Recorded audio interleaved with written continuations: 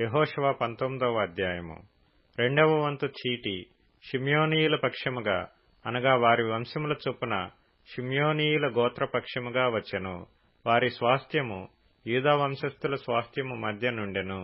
వారికి కలిగిన స్వాస్థ్యమేదనగా Beersheba, Sheba, మోలాదా, హజర్షువలు, Bala, ఎజెము, ఎల్తోలదు, బేతూలు, హోర్మా, సిక్లగు, బేత్మర్కాబోదు, హజర్సూసా, బేత్లెబాయోతు, షారూహెను అనునవి. వాటి పల్లెలు పోగా 13 పట్టణములు. అయ్యూను, రిమ్మోను, ఎతెరు, ఆషానును అనునవి. వాటి పల్లెలు పోగా 4 పట్టణములు. దక్షిణమున రామతను బాలత్బెయేరు వరకు ఆ పట్టణముల చుట్టూనున్న పల్లెలన్నీయు. ఇవి షిమ్యోనీయుల గోత్రమునకు వారి వంశముల చొప్పున కలిగిన స్వాస్థ్యము. షిమ్యోనీయుల స్వాస్థ్యము యూదా వంశస్థుల వంతులోని భాగము. ఏలయనగా యూదా వంశస్థుల భాగము వారికి ఎక్కువ గనుక వారి స్వాస్థ్యము నడుమను షిమ్యోనీయులు స్వాస్థ్యము పొందిరి.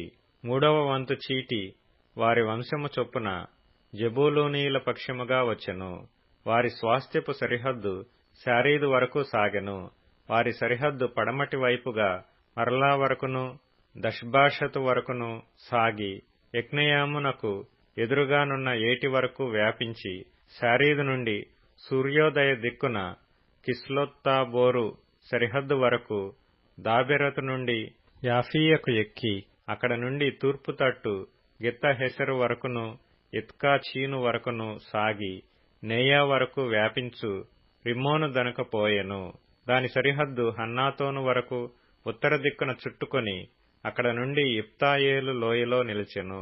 కట్టాతు, నహలాలు, షిమ్రోను, ఇదల, బెత్లెహేము అను 12 పట్టణములను వాటి పల్లెలను, ఆ పట్టణములను వాటి పల్లెలను వారి వంశముల చొప్పున జెబూలూనీయులకు కలిగిన స్వాస్థ్యము.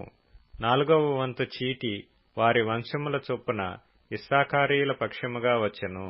వారి సరిహద్దు యెజ్రెయేలు, Chesulloth, షూనేము, Hapharaim, Shion, Anaharath, Rabbith, కిష్యోను, అబెసు, రెమెతు, ఏన్గన్నీము, Enhaddah, Bethpazzez అను స్థలముల వరకు సాగి తాబోరు, షహచీమా, బేత్షెమెషు అను స్థలములను దాటి యొర్దాను వరకు వ్యాపించెను.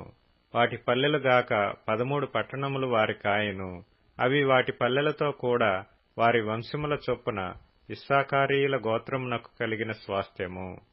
5వ వంతు చీటి వారి వంశముల చొప్పున ఆషేరీయుల పక్షముగా వచ్చెను. వారి సరిహద్దు హెల్కా, తొహలి, బెతెను, అక్షాపు, అలమ్మెలెకు, అమాదు, మిషయలు.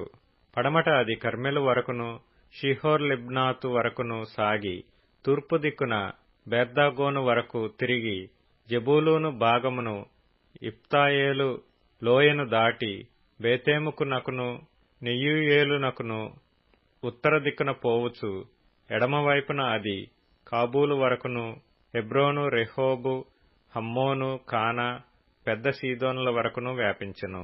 అక్కడ నుండి ఆ సరిహద్దు రామా వరకును కోటగల సోరను పట్టణము వరకును వ్యాపించి అక్కడ నుండి తిరిగి హోసా వరకును సాగి అక్కడ నుండి అగ్జీబు సరిహద్దును పట్టి సముద్రము వరకు సాగెను. ఉమ్మా, ఆఫెకు, రెహోబు వాటి పల్లెలతో కూడా అవి 22 పట్టణములు. వాటి పల్లెలతో కూడా ఆ పట్టణములు వారి వంశముల చొప్పున ఆషేరీయుల గోత్రమునకు కలిగిన స్వాస్థ్యము.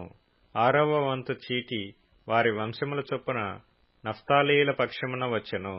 వారి సరిహద్దు హెలెపును, జయనన్నీములోని సింధూర వనమును, ఆదామియను, కనుమను, యబ్నెయేలును మొదలుకొని లక్కూము వరకు సాగి అక్కడ నుండి పడమరగా అజన్నోత్తాబోరు వరకును వ్యాపించి అక్కడ నుండి హుక్కోకు వరకు దక్షిణ దిక్కున జెబూలూనును పడమట ఆషేరును దాటి తూర్పున యొర్దాను నొద్ద యూదా వరకును వ్యాపించెను.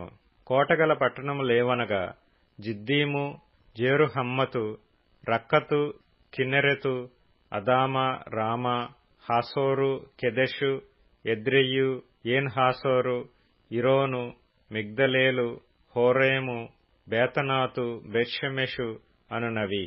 వాటి పల్లెలు గాక 19 పట్టణములు. ఆ పట్టణములను వాటి పల్లెలను వారి వంశముల చొప్పున నఫ్తాలీయుల గోత్రమునకు కలిగిన స్వాస్థ్యము. 7వ వంతు చీటి వారి వంశముల చొప్పున దానీయుల పక్షముగా వచ్చెను.